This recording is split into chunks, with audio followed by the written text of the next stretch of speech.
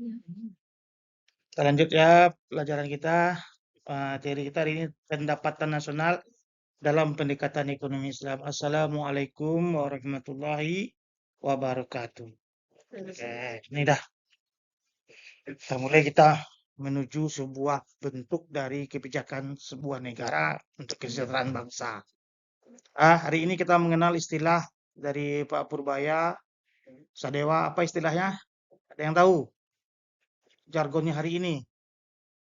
Kaya bersama sama. Kan jarang nontonnya TikTok aja, scrolling aja.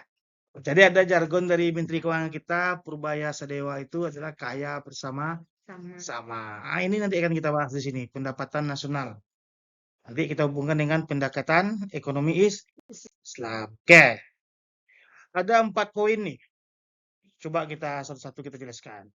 Pendapatan nasional atau kita singkat menjadi PN. Nah, Bapak belum kasih kemarin apa ya? Modul ya? Oh, nanti kirim Bapak ya. Oke. Poin pertama, nah, di sini ditulis adalah pendapatan nasional merupakan satu di antara tolak ukur yang sangat penting dalam ekonomi, khususnya dalam teori makro. Artinya di sini kita melihat suatu ekonomi makro itu indikatornya adalah dengan pendapatan nasional. Nah, apa itu? Dari pendapatan nasional ini kita mengetahui status dan bagaimana kondisi negara kita. Nah, jadi pendapatan nasional bisa dilihat dari pendekatan pendapatan. Artinya yang dihasilkan oleh warga atau masyarakat nasional atau sebuah bangsa atau sebuah negara. Poin ketiga, pendapatan nasional dari pendekatan produksi. Nah, setelah pendapatan ada lagi produksi. Nah, dia dipilih tuh. Kita bisa lihat dari pendapatan atau produksi. Artinya, warga negara kita itu seberapa mampu dia memanfaatkan sumber daya untuk menghasilkan produk, baik itu barang maupun jasa. Artinya kita melihat nanti pendapatan nasional dari kacamata produksi itu adalah masing-masing individual dari warganya itu mampu memberikan karya, baik itu dalam bentuk barang yang berguna maupun jasa yang dimanfaatkan oleh stakeholder lainnya atau yang berkepentingan. Yang keempat, pendapatan nasional adalah suatu angka statistik yang dinyatakan dalam satuan mata uang. Jadi dia dinyatakan dalam satuan mata uang ya, bisa rupiah, nanti bisa dolar. Kalau kita biasanya di Indonesia membuatnya secara rupiah saja. Yang menunjukkan nilai seluruh hasil kegiatan negara tertentu dalam satu tahun. Jadi satu tahun ini semua warga negara Indonesia itu dinilai kegiatan ekonominya.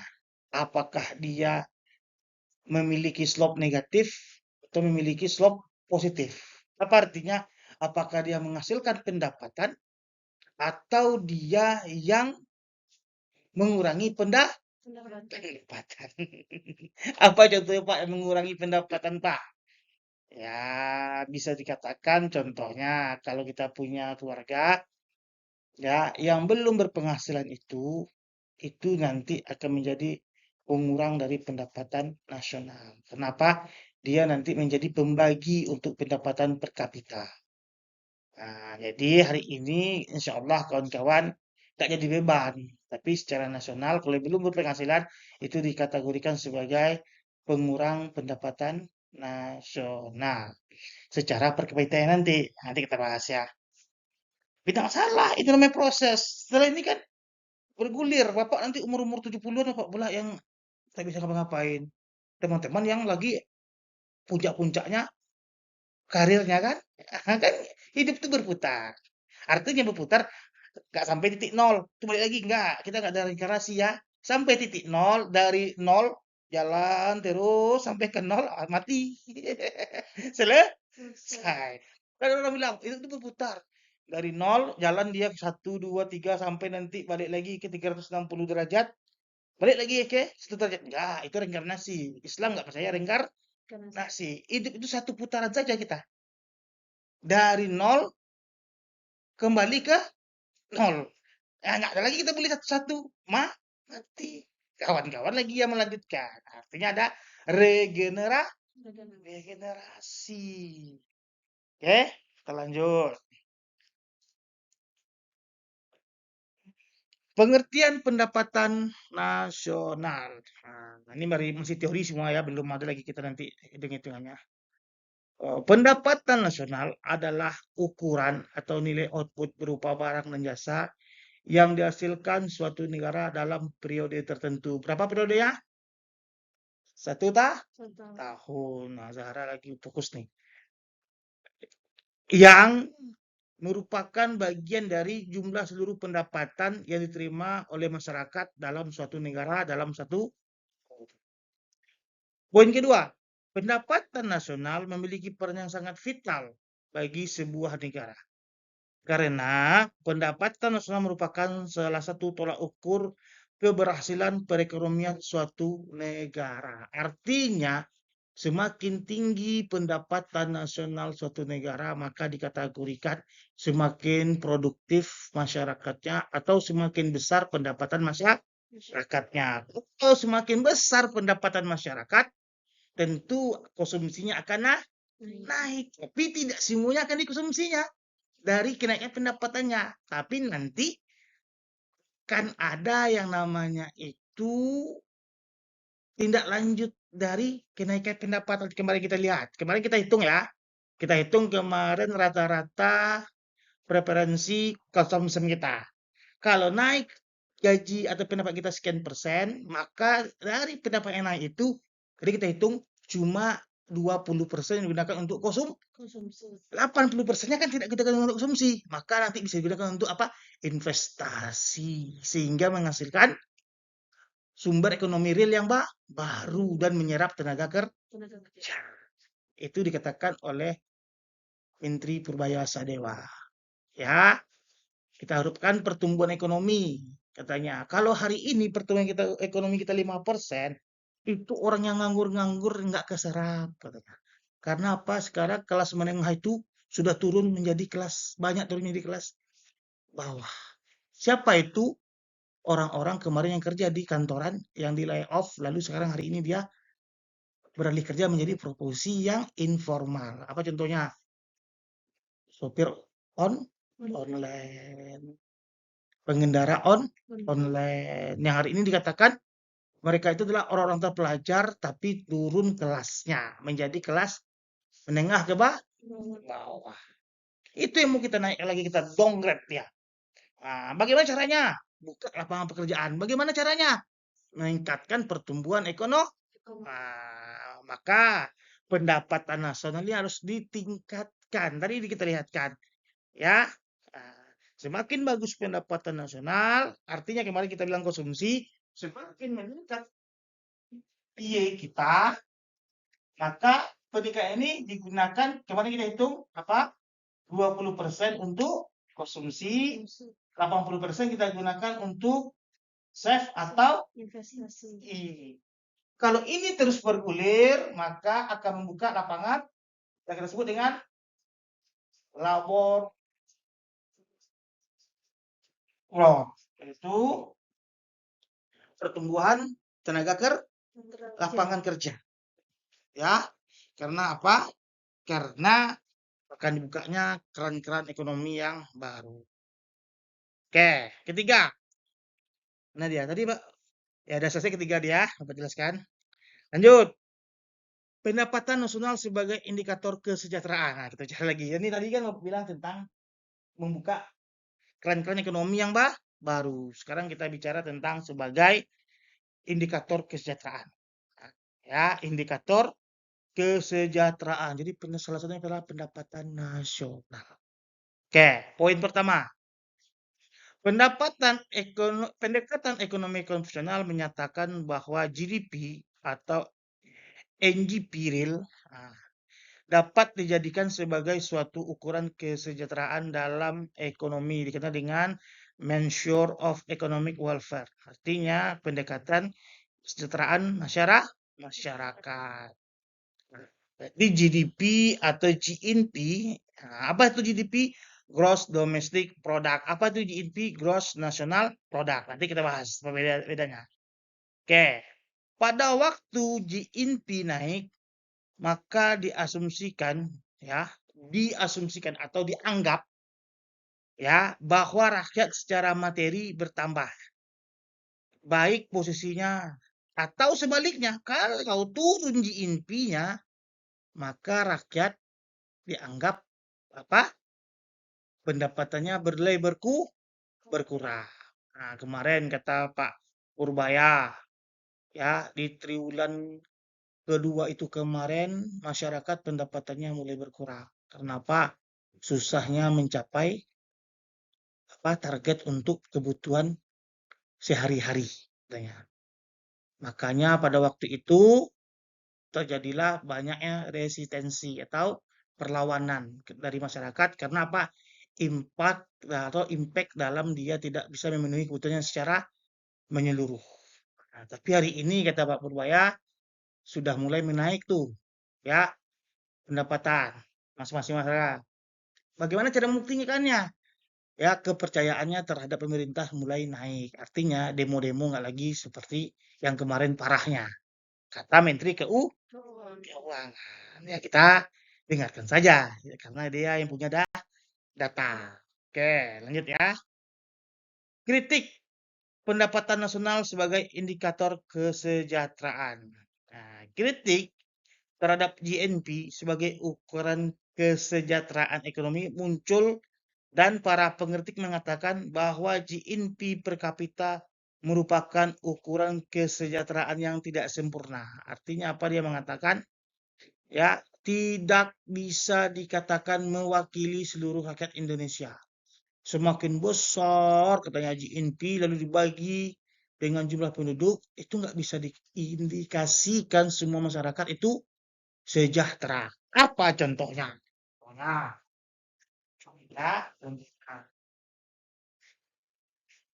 kemarin kita lihat bahwa ternyata 1% penduduk Indonesia itu menguasai perekonomian sebesar hampir 60%.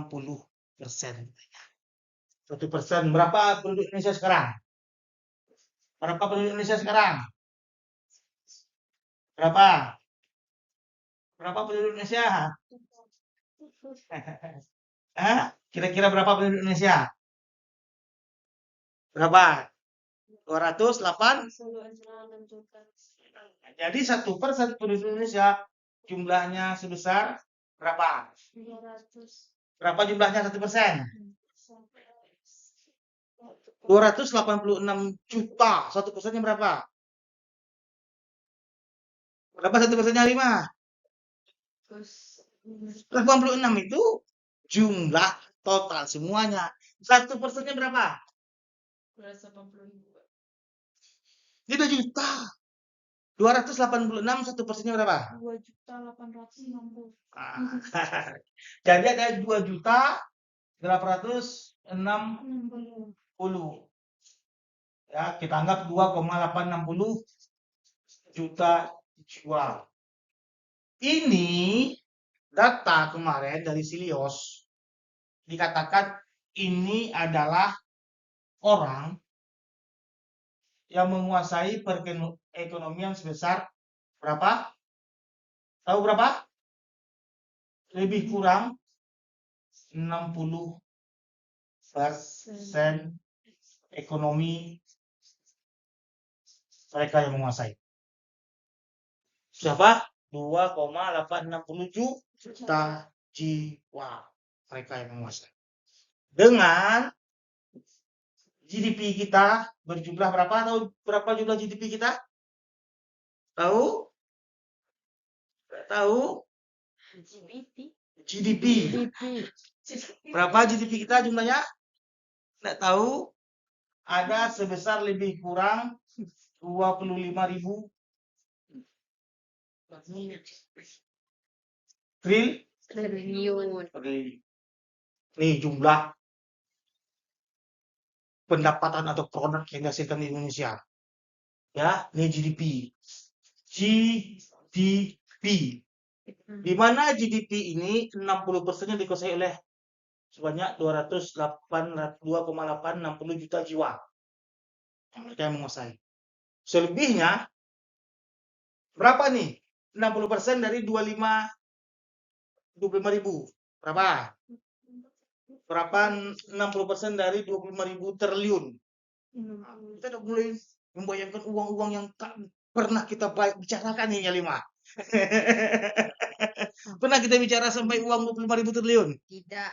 Sekarang kita bicarakan. Berapa? Nah, ini berapa nih nolnya nih? Tambah lagi 12. Jadi dia punya nol berapa? 16. 60% dari 25.000 berapa? 15.000 triliun. 15.000 triliun ya. Ya, 15.000 triliun itu dikuasai oleh orang ini. Ya. Ini dia menguasai 15.000 triliun. Harus tahu kawan nih.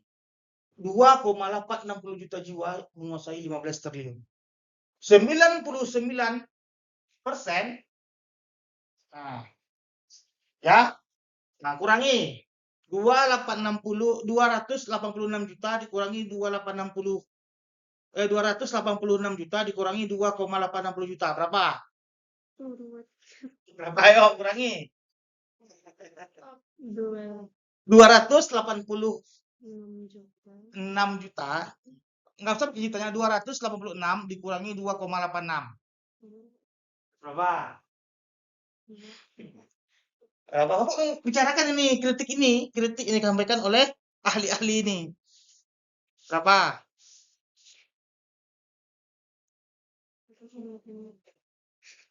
Berapa? Berapa? 1.000. 286 dikurang 2,86. Berapa? 283,14. Hah? 283,14. 283,14 juta jiwa. Dalam itu ada Bapak, ada karyawan semuanya. Kita berada di sini. 283,14 juta jiwa. Kita di sini. Ini di sini kita. Yang mana kue ekonomi kita cuma dapat berapa? 10.000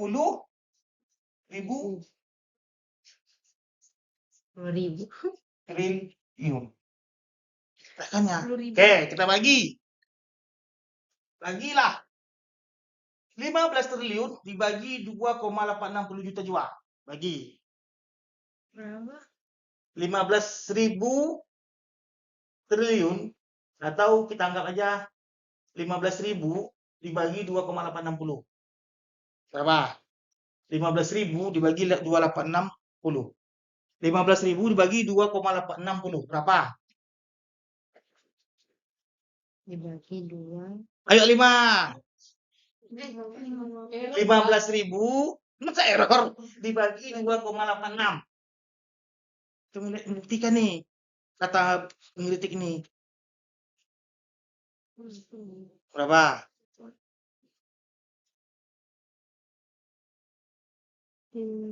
Dibagi.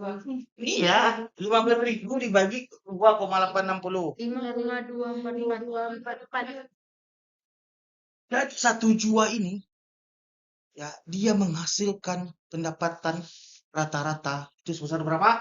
5.244. Berapa? 5.240. Berapa? Berapa? 5 juta. 5.000.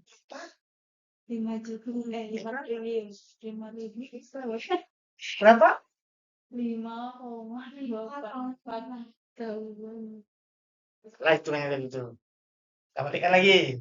Terlalu tinggi itu. Kita hitung. 15.000 triliun itu berapa nolnya? Coba nolnya 16 tuh. 15 tambah nolnya 16. Tambah nolnya 16. Capek lah ngitung. Itulah kerja seorang menteri itu. Nggak mau dong.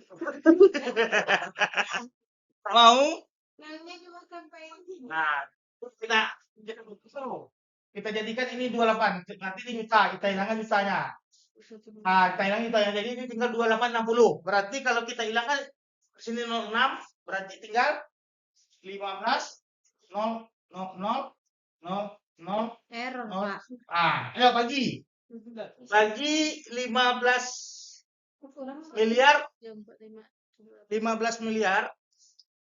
Ya, 15 miliar bagi 2,860. 15 miliar. Ya, 15 miliar bagi, ini kan juta nih. Kita hilangkan jutanya, ini kan triliun. Kita hilangkan triliunnya. Kalau triliun kan 12. Ini 6.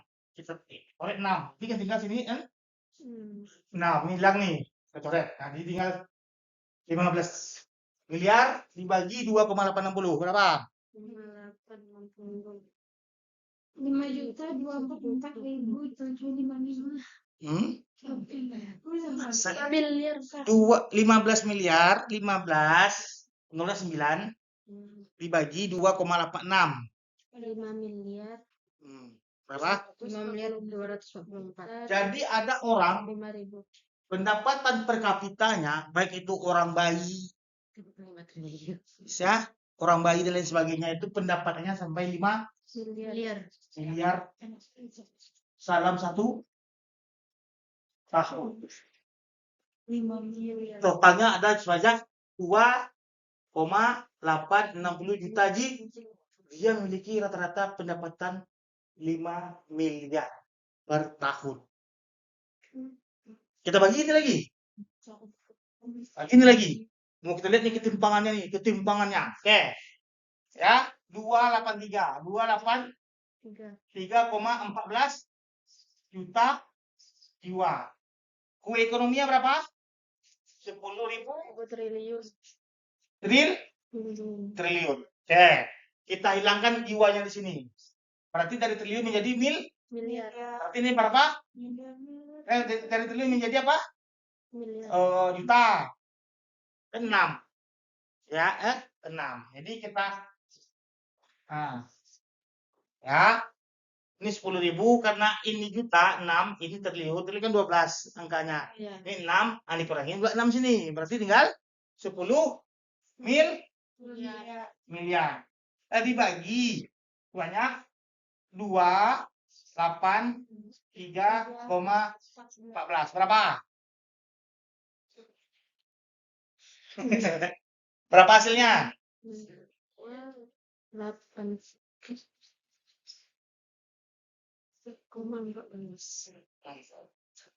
Berapa hasilnya?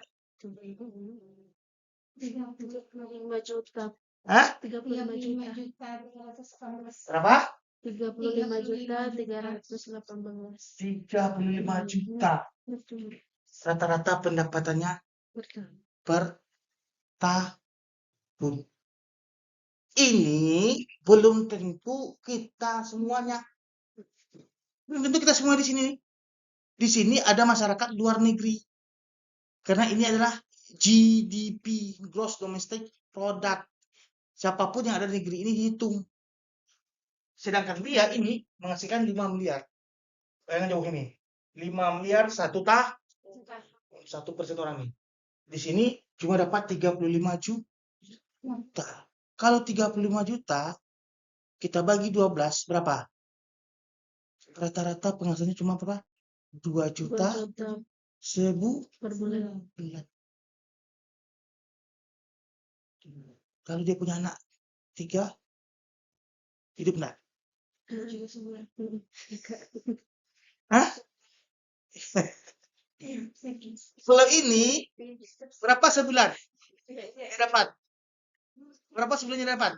5 miliar bagi 12. Dibagi 12. Ya, 416 juta. 416 juta dia sudah bulan. Ini cuma itu sebulan. 2,5 juta. Ya Allah, dari orang ini dapatnya 400 juta sebulan. 99% rakyat cuma dapat 2,5 juta. Itu rata-rata. Kalau rata-rata tentu ada yang di bawah lagi dari 2,5 juta. 2,5 juta. Kalau mereka rata-rata itu bisa dikatakan mayoritas pendapatnya 400 juta. 400 juta. Makanya terasa antara si kaya dan si miskin di Indonesia ini nampak aja. Jelas. Itu yang dikritik oleh dalam teori GNP ini. Bukan berbahaya, Bapak perlu jelaskan. Ya, ini data Silios ya. Ini yang dikritiknya ya.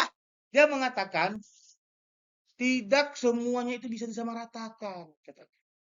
Ya, kalau naik katanya, ekonomi belum tentu yang 90% ini merasakan katanya. Yang merasakan nikmatnya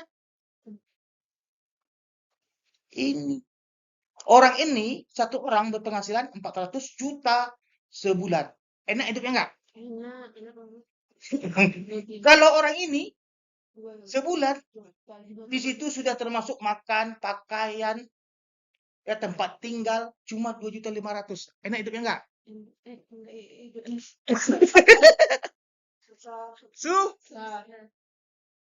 Jadi dari teori itu banyak kritik mengatakan tidak bisa disamakan katanya. Jadi kesejahteraan itu dari GNP itu ibarat kata semu katanya. Kenapa? Karena kalau satu orang ini yang merasakan 50%, 60% kue ekonomi yang sebanyak 25.000 triliun, mereka pendapatannya sampai 400 juta sebulan. Ini cuma 2,5 2,5 juta. Walaupun besar bentuknya, tetapi tidak rata pembagian. Iya. Katanya dilihat dari apa? Dari data Silios, 1% penduduk Indonesia ini menguasai 60% perekonomian Indonesia. Jadi ada 2,86 juta jiwa yang menguasai 60% kue-kue perekonomian di Indonesia. Beda kalau katanya ya 50%. Nah, coba kita hitung lagi. Revisi lagi ya. Nah, ini biar tahu kejauhan ya. Ayo, Alima, fokus Alima. Ini nanti Alima jadi Menteri Keuangan. Susah nanti minimal jadi Menteri Keuangan dalam rumah tangga. Ya, besok semuanya jadi Menteri Keuangan nih. Minimal dalam rumah tangga. Enggak. Oke, kita kalikan lagi. Sini kita anggap 50%.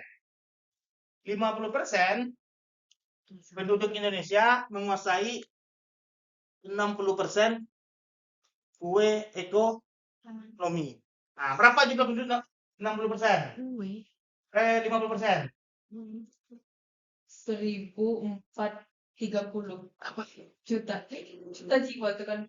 Dia 286 juta. Berapa? 50%-nya. 1.030 286 juta. 286 100 juta jiwa. Berapa 50%-nya? Bagi 2. 143 143 jiwa. Menguasai 60%. Artinya dia menguasai berapa? 15.000 triliun. Yuk kita bagi. Kalau ini ada 143 juta, berarti ini kalau kita hilangkan, berarti berapa? 15 miliar dibagi berapa? 143. Nah, berapa hasilnya? Berapa hasilnya? 15 miliar. Berapa hasilnya mereka nih? Dapatnya? Dibagi 15, Mas. Dibagi 153 jiwa. 153. 15 miliar dibagi 153. 104 juta. 100? 4 juta. Lalu kita bagi 12. Berapa dia dapat? Berapa dia dapat? 8 juta. 8 juta. 8 juta. 8 juta. Oke. 8 juta kan besar juga kan sebulan kan? Bisa, Pak. Oke, di sini lagi. Ini juga kita bagi 10. Ya, 10 miliar ini kita bagi juga sebanyak 180 berapa hasilnya? Berapa? 10 miliar kita bagi 183. Dari mana dapat tadi? 10.000 triliun. Ya, kan setengah-setengah nih. 60%. Nah, ini setengah lagi nih. 183 juga. Berapa 3? 3 ya. Nah, berapa? 69 juta, Pak. Berapa? 69 juta. 69 juta. Juta. Kita bagi 70 Pak sih. anggaplah itu dulu Iya, ya. 69. Per tahun. Berapa per bulannya? Kita bagi 12. 5,8. Hah? 5,8 5,8 juta. juta. Jauh nggak bedanya? Jauh. Terlalu. Enggak terlalu. Kita nggak terlalu Iya, Kalau ini terjadi 50% penduduk Indonesia itu jumlah 10 juta menguasai 60%. Berarti dia cuma rata-rata 8 juta sebulan. Kita yang 50% lagi yang menguasai 40% dapat penghasilan 5,8 juta. Terasa nggak kita iri sama orang tuh? Kita hampir rata ekonomi kita. Hampir semuanya menjadi motor penggerak Ekonomi. Ini tidak. Yang menjadi motor penggeraknya itu 1% orang ini. Yang selebihnya adalah apa? Bukan motor. Tetapi Mobil. apa? Sepeda. Yang menjadi apa? Bahan bakar mereka untuk menghasilkan uang. Ini yang dikatakan tadi dalam teori ini ya. Dari mana kita dapat tadi data Celios? Katanya 1% penduduk Indonesia menguasai 60% perekonomi.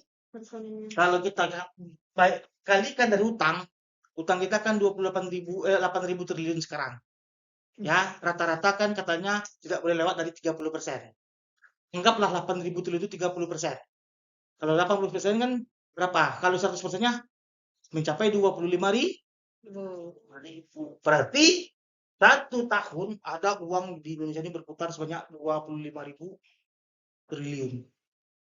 Nah, kalau data Silios, si kaya ini sebulannya dapat 400 jutaan. Yang ini cuma dapat 2,5 juta.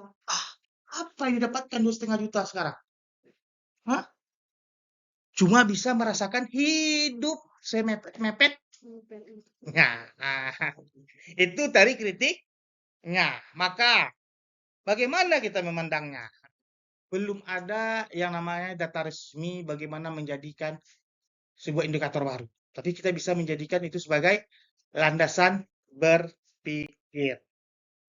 Pandangan lain tentang kesejahteraan. Jadi,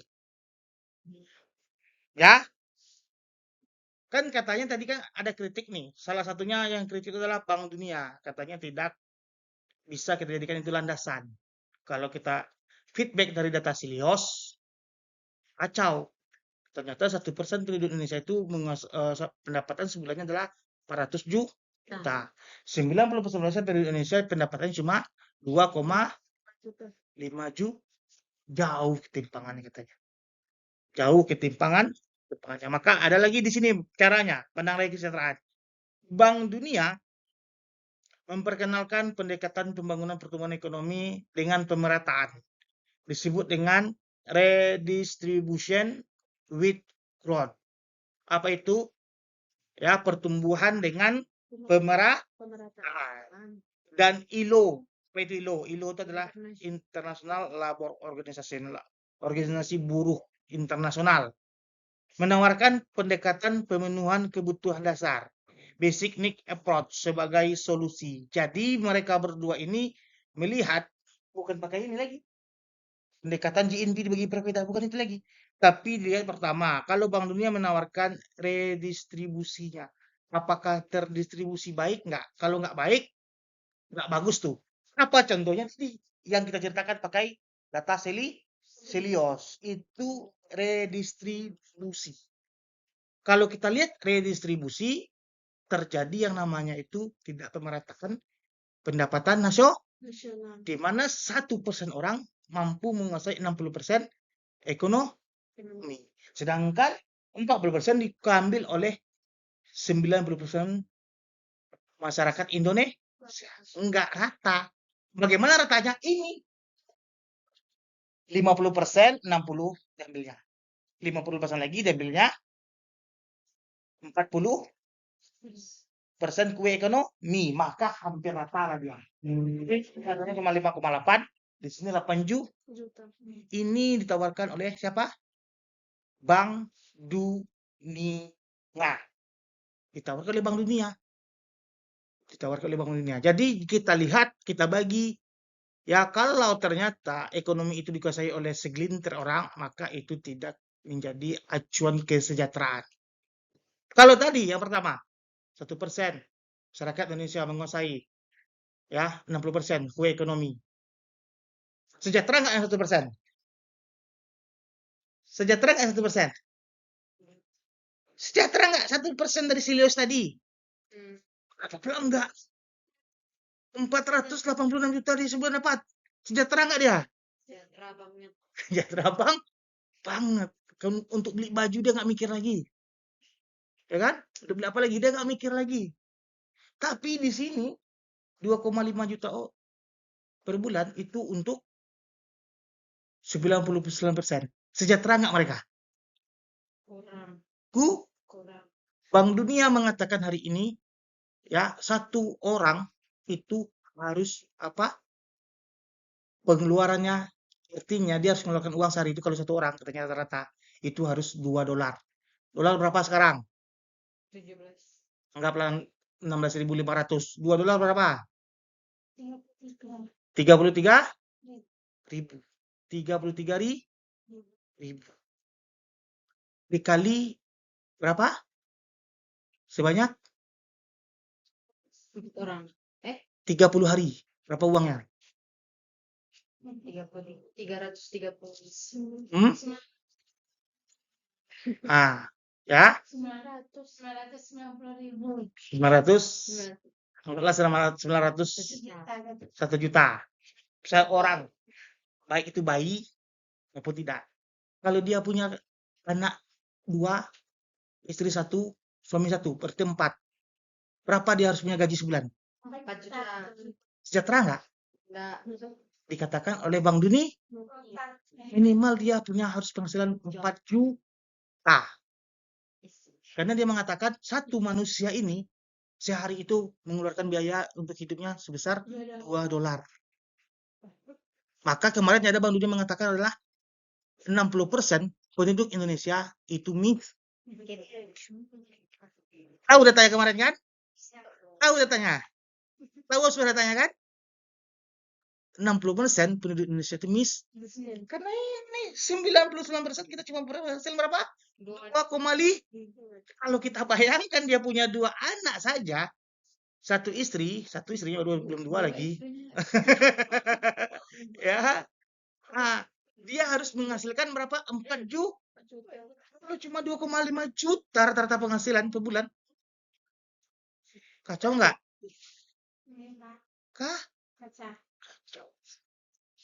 Bapaknya makanya masuk kategori miskin.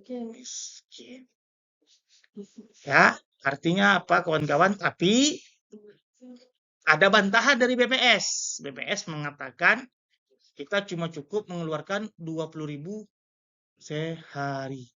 Tapi kalau 20.000 berapa? Sebulan? 600.000. Kita kali lagi. Dia punya 2 anak, 1 istri, 1 dia. Kali 4 berapa? 2 juta. Sejahtera nggak? Kalau 2,5. Kan kategori sejahtera nih. Sejahtera nggak? Maka ada ketimpangan yang namanya itu bentuk dari data kemiskinan. Kita mengatakan orang miskin di Indonesia ini cuma nggak sampai katanya lebih kurang 1-2% penduduk Indonesia, berarti 50 juta jiwa katanya. Berapa tuh? 5% dari penduduk Indonesia. Berapa? Tadi satu berapa? 2,8 6. 6 kali 5. Berapa itu? Anggaplah 11. 11 juta. 14 juta jiwa. Kata BPS. Sedangkan Bank Dunia mengatakan 60%. 60% berapa? Katanya 193 juta jiwa rakyat Indonesia adalah miskin. Karena berbeda pandangan. BPS mengatakan 20.000 cukup. Bank Dunia mengatakan harus 2 dolar. 2 dolar berapa? 35.000. Yang ngomong 20.000 itu coba. Apa? Hah? Suruh yang ngomong 20.000 coba. Ya kan hidup kita 20.000 nggak? Enggak. Hidup 20.000 sehari. Hidup, Pak. Itu sehari kok bilang. Itu kacamata yang berbeda-beda. Kalau dari internasional menganggap kita ini rakyat kita ini miskinnya mayoritas. Tapi kacamata dalam negeri menganggap enggak. Kami cuma miskinnya cuma 5%. Atau lebih kurang 14 juta jiwa. Karena kami menganggap semua manusia ini di Indonesia rata-rata pengeluarannya cuma 60.000. Ya, satu hari. Sedangkan Bank Dunia mengatakan, bukan 20.000 satu hari. Sedangkan Bank Dunia mengatakan harus 2 dolar, 35.000. Nah, itulah ceritanya. Oke, ini yang dikatakan oleh Bank Dunia. Distribution with growth. Ya, dilihat dari pemerataan distribusinya.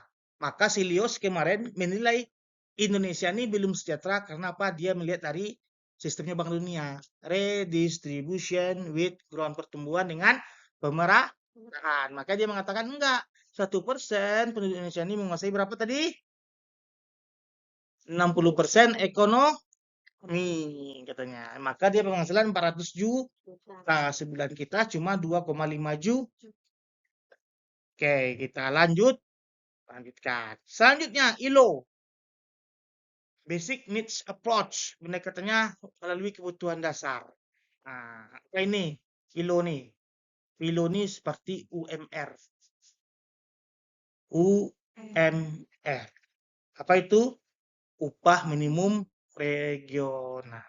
Kalau semuanya itu minimal UMR gajinya dianggap sejahtera. Kenapa itu?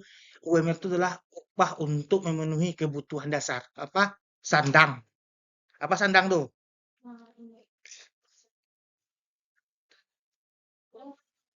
Pakai? Ya, kita pakai ini.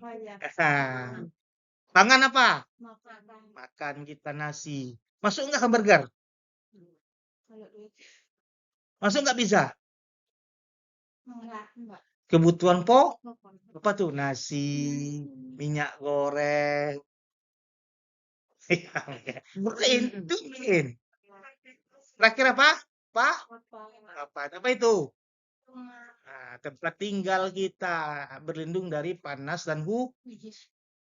Kalau basic need kita itu terpenuhi, maka sejahtera kita. Apa artinya? Kita berharap semua masyarakat ini terpenuhi basic needs mereka. Apa itu? Minimal dia dapat tinggal, makan cukup, lalu pakaiannya layak. Hari ini banyak nggak orang seperti itu? Tempat tinggalnya layak, makannya cukup, pakaiannya enak dipandang. Banyak nggak? Banyak juga. Tapi banyak juga yang tempat tinggalnya tidaklah layak. Apalagi pakaiannya compang-camping. Apalagi makanannya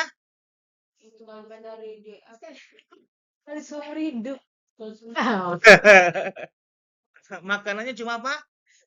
Tidak memenuhi kebutuhan gizi. Contohnya apa? Nasi. Ya nasi kan gizi. Tapi contohnya apa? Nasinya itu dicampur dengan yang lain. Atau ya pernah dengar nggak dulu orang makan nasi dicampur minyak makan. Nah berarti tidak sejahtera karena tidak terpenuhi basic needs. Up approach. Nah, pernah nggak cerita satu telur rebus dibagi 8 Pernah, Pak. untuk makan? Apa? Nah, satu telur rebus dibagi 8 untuk makan. Pernah nggak? Sebagai lapar. Nggak bisa. Kita harus memenuhi 2.200 kilokalori. Artinya minimal kita itu minimalnya ya kawan-kawan ya. Ini ya, minimalnya kita itu harus makan protein itu ya 2 butir telur satu hari. Itu seminimal-minimalnya kita memenuhi protein kita.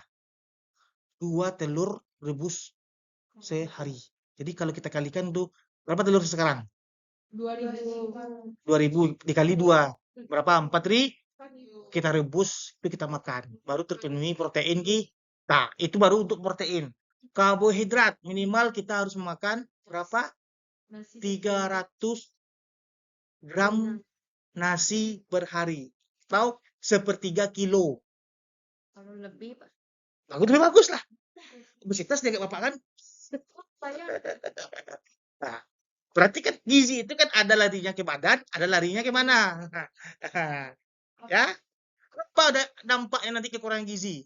Kalau dalam anak-anak yang di bawah 1.000 hari stunting, artinya otaknya itu tidak tumbuh berkembangnya dengan normal. Daya tangkapnya tambah lemah. Kalau daya tangkapnya lemah, besok dia sudah dewasa, harapan kita untuk dia memimpin negara ini kecil karena daya tangkapnya lemah.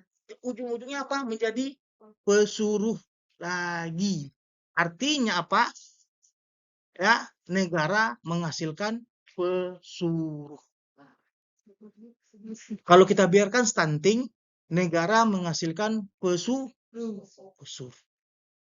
Kenapa otaknya nggak mampu berpikir? Kenapa dari awal gizinya tidak tercukup? Makanya hari ini Prabowo melakukan yang namanya apa programnya? Apa itu? Makan gratis. Nah, fungsinya untuk apa? Memenuhi kalori gizi supaya Dapat, Pak. karena lebih dari ya. Yang masa yang biasa kalau misalnya Itu fungsinya. Bapak kakinya bergiliran gitu. Itu kan sistemnya. Artinya semuanya ada plus dan minusnya. Tapi kan sudah ada titik baiknya untuk meningkatkan yang namanya basic needs approach. Artinya tempat layak tinggal. Kalau hari hujan tidak kehujanan. Nah, kalau hari panas tidak kepanasan. Itu sudah bagus tempat tinggalnya tuh. Ada orang tempat tinggalnya hujan-hujan pula dia. Panas-panas pula dia. Tahu nggak di mana? Nah, Kolong Jembak. Nah, ada orang bajunya itu dari apa?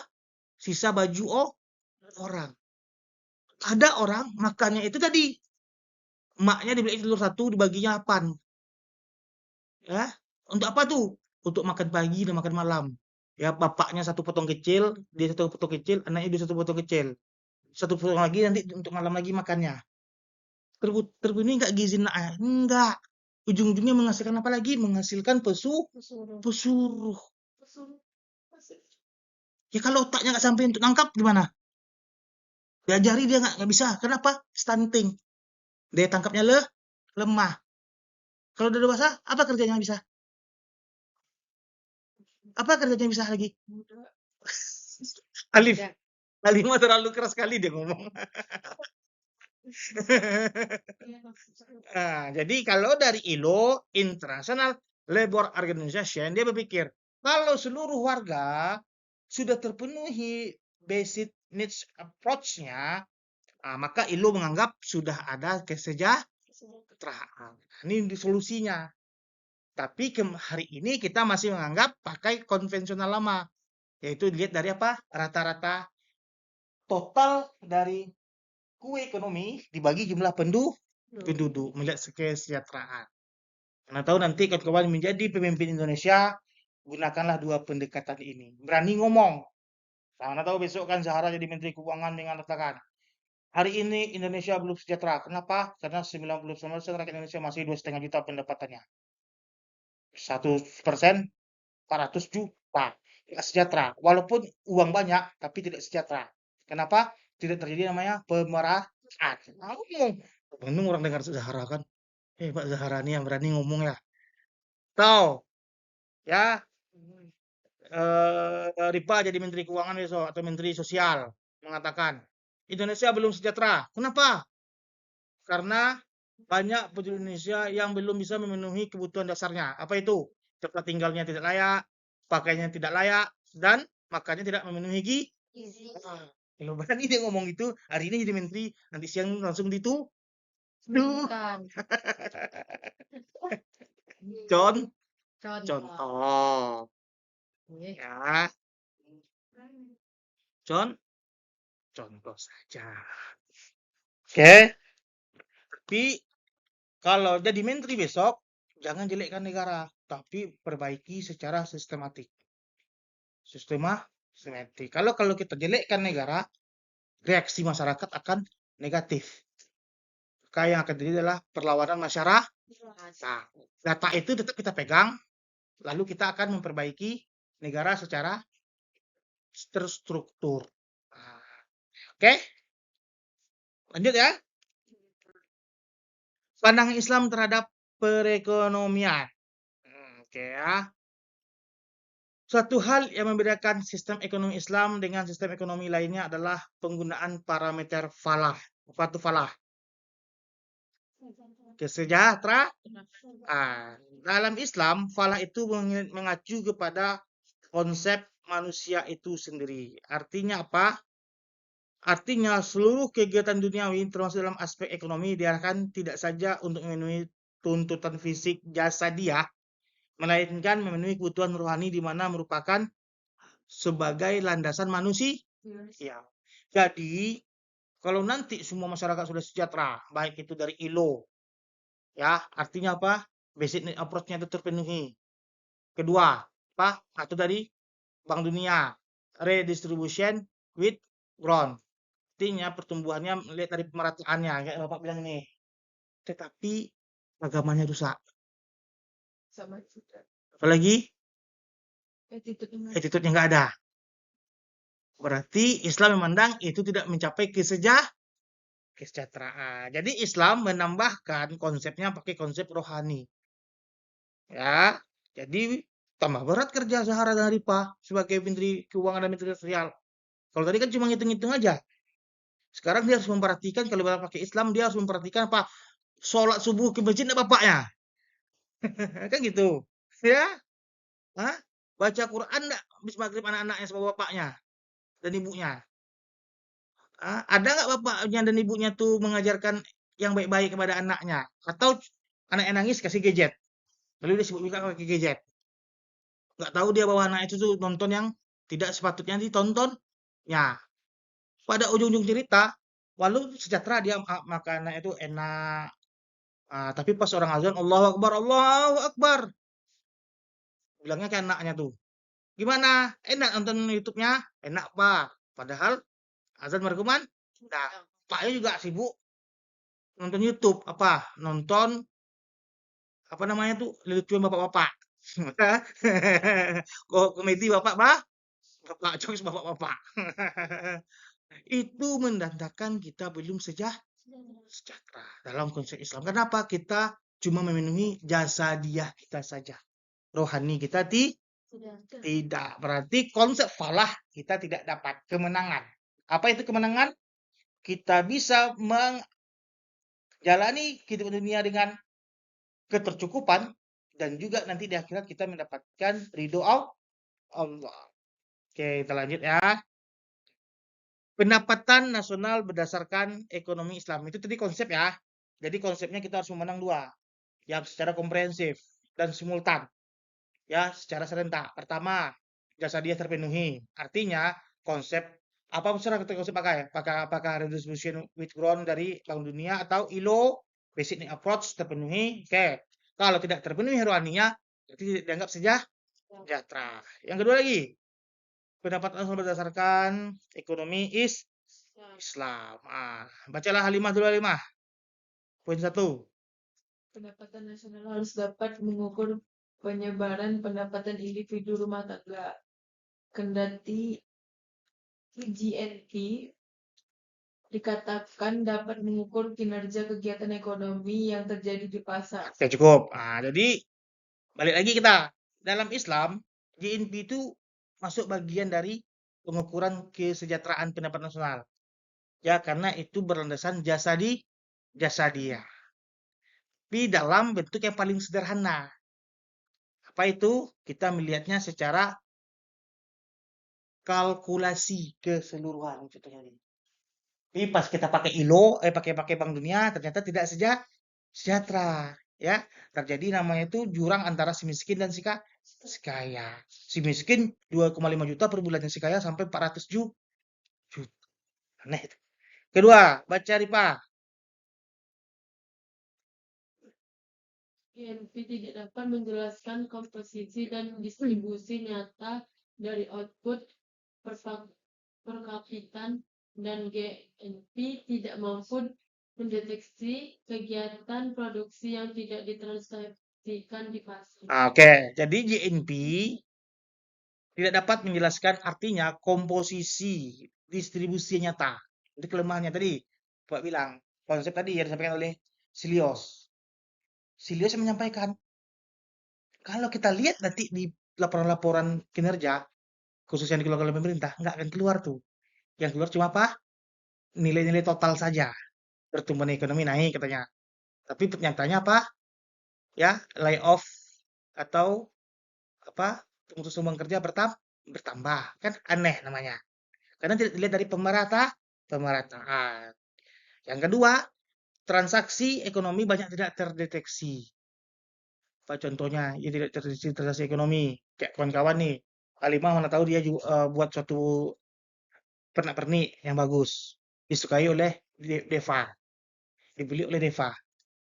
Karena Zahara tidak punya CV atau PT yang didaftarkan di pemerintah atau UMKM lah, atau artinya surat izin usaha SIU nggak ada. Padahal Zahra memproduksi barang pernik dijualnya ke kawan-kawannya. Tapi karena Zahra tidak punya izin usaha, tidak tercatat. Ya, ada kelemahannya. Baca it tiga. Iya, silakan. Di dalam penghitungan GNP konvensional, produksi barang-barang mewah memiliki bobot yang sama dengan produksi barang-barang kebutuhan pokok. Cukup. Dalam konvensional, ya, kita hari ini, produksi barang-barang mewah itu sama dengan produksi barang-barang pokok, bobotnya. Apa contohnya hari ini? PPN. Ya, PPN. Walaupun hari ini ada perbedaan. PPN untuk barang biasa 11%, PPN untuk barang mewah 12%. Dulu semua disamakan.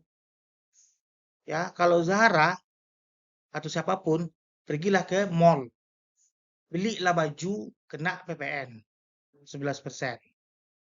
Ya kan? Lalu ya Deva lapar, belinya nasi ramas di mall, kena 11%. Ya, lalu datang Uswa, dia mau beli apa? Perhiasan yang mewah-mewah di mall, kena 11%. Seharusnya tidak, harusnya siapa yang harus lebih murah dapat pajaknya? Deva, karena dia cuma trivia.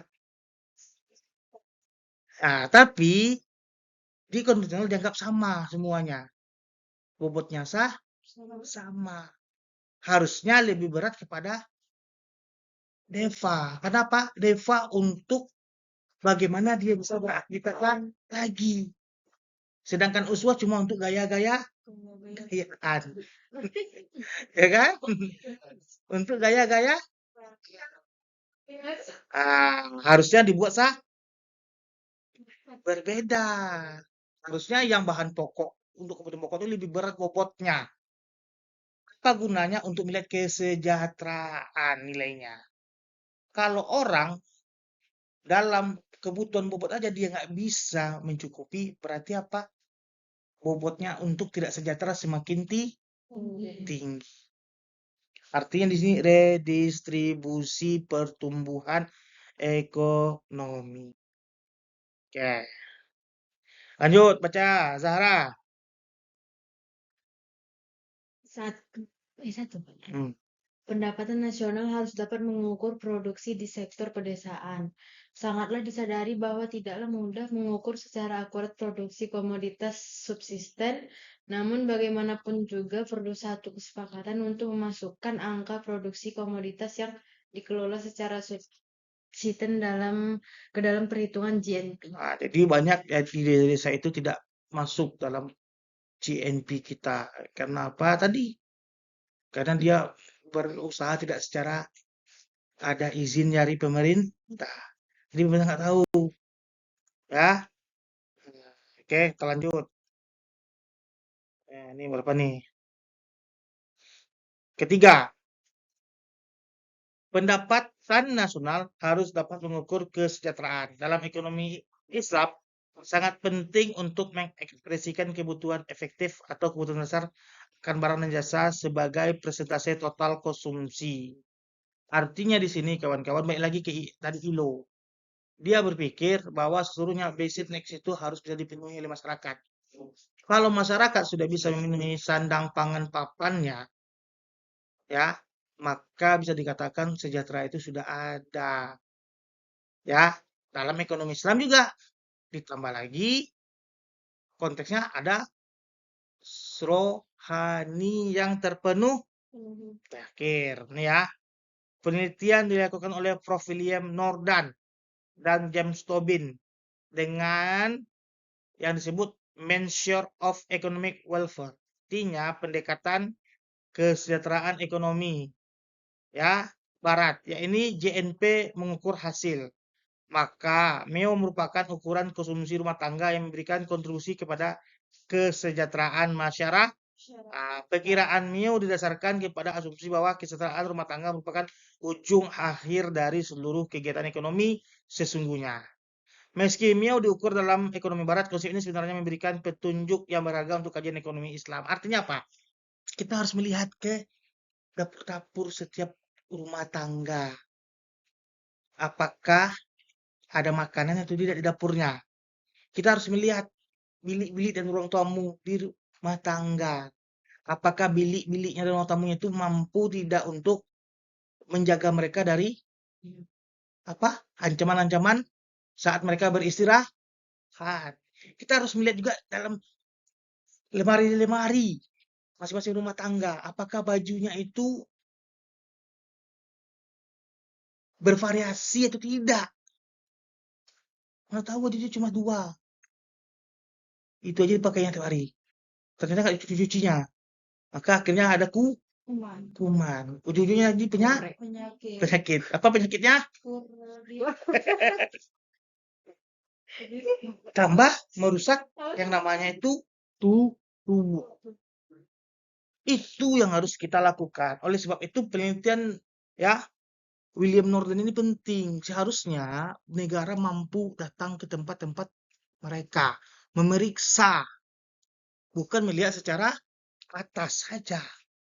Dulu dikumpulkanlah data ekonomi, lalu dilihat, oh tertumbuh, oh bagus, tapi tidak pergi ke rumah-rumahnya, melihat, ya. Contoh Umar bin Khattab, ya, malam-malam dia keliling dengan sahabatnya, asistennya lah, untuk apa? Mendengarkan keluhan-keluhan masyarakat. Pada waktu itu bagusnya sosial media belum ada. Jadi orang banyak nggak tahu muka Umar bin Khattab. Maka dia datang, didengarkannya lah. Ada yang menggerutu dengan Umar. Ya, apa menggerutu dengan Umar? Dia marah karena apa? Karena dia tidak diperhatikan. Suaminya meninggal pada saat jihad. Dia tidak diperhatikan. Terpaksa dia apa? Berkelakar untuk menyenangkan anaknya. Apa kelakarnya? Seperti memasak batu. Kak Umar hari itu datang melihat, ternyata ada. Pada waktu itu terjadilah kebijakan. untuk melihat seluruh dapur-dapur atau rumah tangga yang bisa dikatakan diduga tidak bisa memenuhi kebutuhan. Nah, itu kemarin yang dikatakan oleh Keynesian, yaitu fungsi pemerintah itu penting. Bagi yang tidak terserap dalam kue ekonomi, maka negara harus ada dalam keluarga tersebut.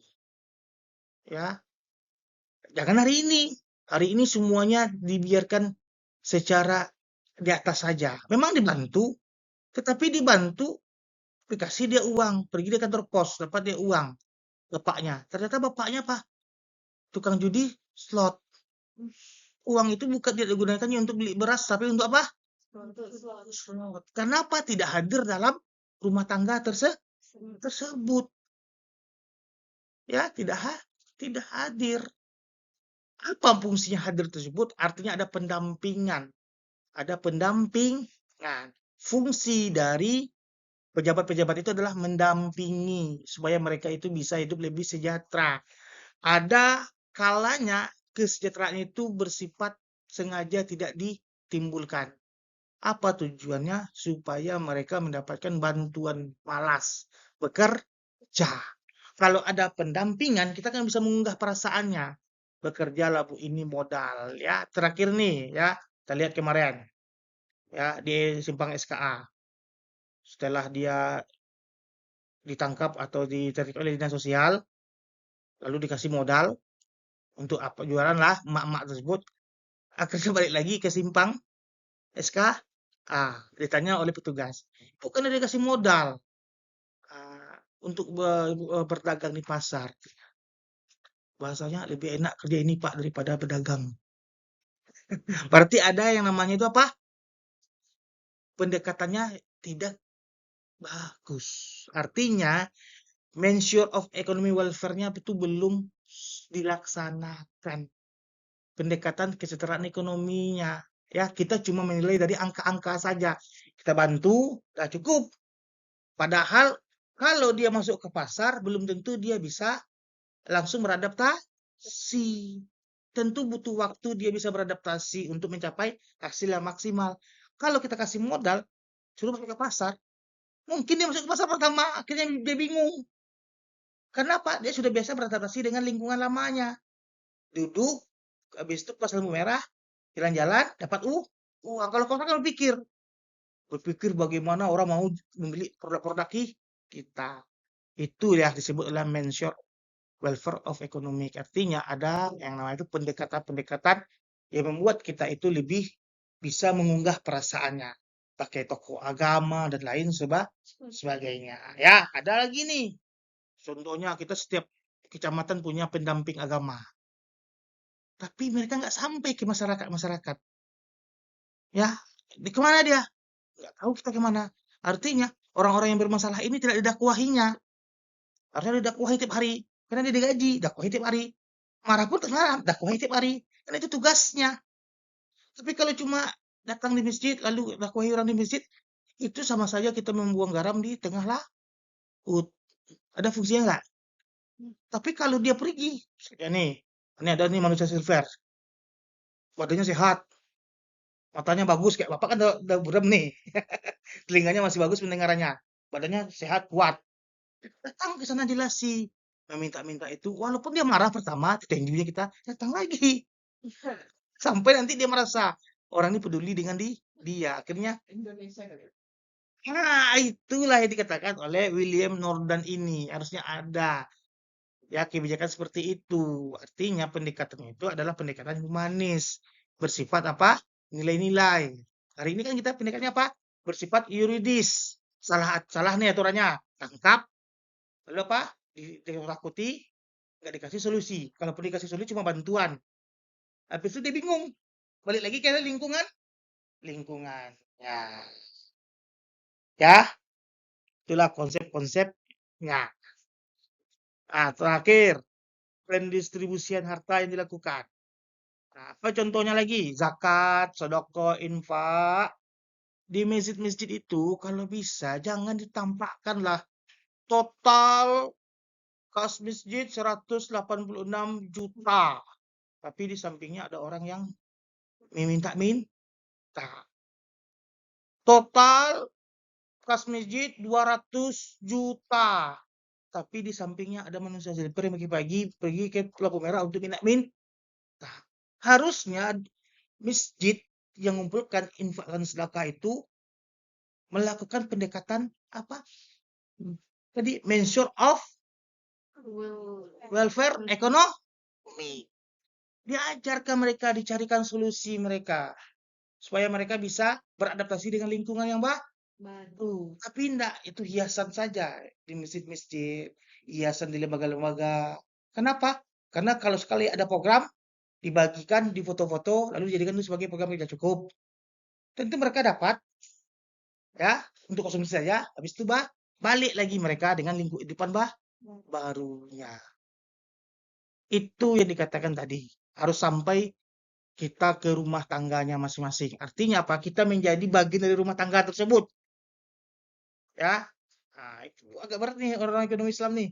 Kerjanya besok nih. Mana tahu besok kan Halimah jadi menteri, dua program tersebut. Satu, mahasiswa ekonomi Islam harus bisa bekerjanya itu kan 5 hari itu. Ya, pegang lima keluarga miskin. Artinya setiap minggu datangi keluarga tersebut, kasih wejangan.